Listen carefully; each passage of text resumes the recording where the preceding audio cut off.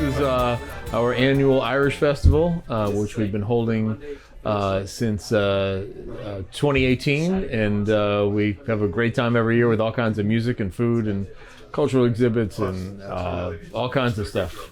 We've got some great music. We've got traditional Irish music. We've got Joshua Tree on stage now, which is a U2 cover band. So it really runs the gamut of a little bit of everything.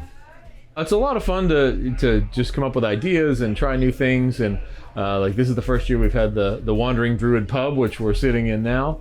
So that's been a great new element to have, and kind of adding on different elements each year. So that planning is fun, and then just the best part is seeing everybody come down and enjoy it. So it's kind of enjoyable on both sides.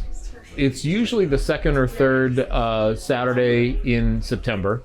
Kind of varies depending on a number of things on the calendar, but that's usually when it happens. And LowellIrishFestival.com keeps everybody up to date. You can also follow the Irish Festival social medias or Lowell Auditorium socials for all that information. We have Lord of the Dance, which is a Irish step dancing show that'll be with us in November. We have Celtic Women coming with their Christmas show with a full orchestra in December. And there's always something Irish going on here at Lowell Auditorium, it seems. So those are a couple of more that are coming up. I think the biggest thing that stands out to me with this festival is the community. Is that you have a lot of people from the community, local bars, restaurant, pubs, local groups, the dancers, the musicians. Everyone seems to have some connection to Lowell and a reason why they love being here and to celebrate this Irish heritage. And even people who don't have that Irish heritage, it's a great culture to get to know and to experience. So you see a lot of people as well just learning about this culture and heritage and celebrating with us. So really, for me, it's all about Lowell. I created the National Parks Monument for St. Patrick's on the Acre in Lowell. Among other things, I've done the masthead for Clan Donald, USA. I have taught and given workshops over the years in the art. And so a lot of these here are either hand-pulled prints, including the cards, or they're paintings, primarily pretty much gouache and watercolors. There's something I have right here which says, "From the Voyage of Bran," which has always been a great encouragement to me. Do not fall on a bed of sloth. Let not intoxication overcome you. Begin a voyage across the sea.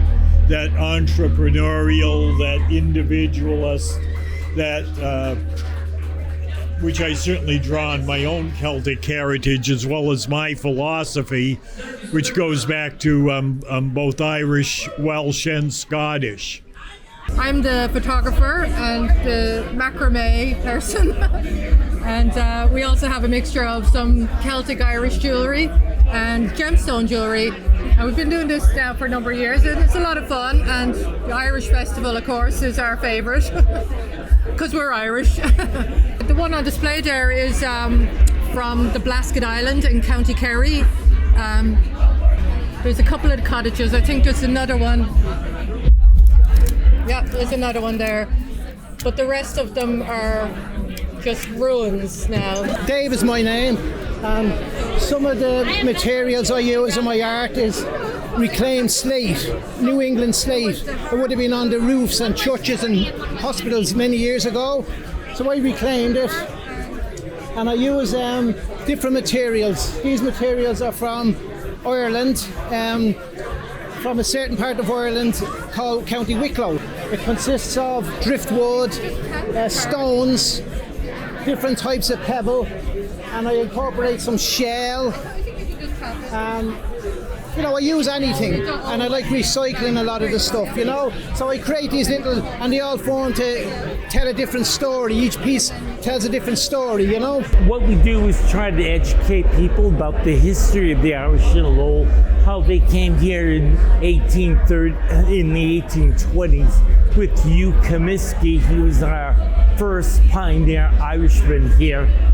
And the cemetery that was started in 1832, we have the only shamrock stones ever recorded anywhere on slate stones.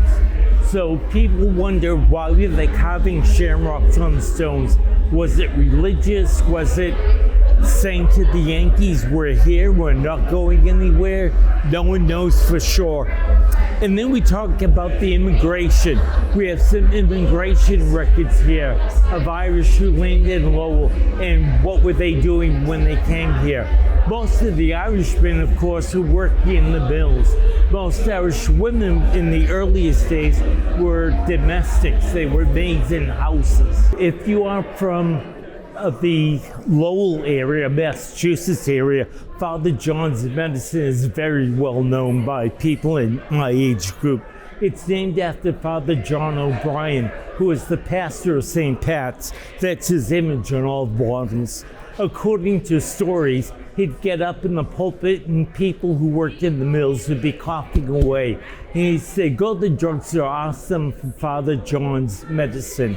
And that's how it became famous. It was the only medicine manufactured in Lowell that did not contain alcohol. It's 6 steps, but it's actually a 2-part pour. So the beginning, you want a Guinness gravity glass, hold it at a 45-degree angle just under the tap.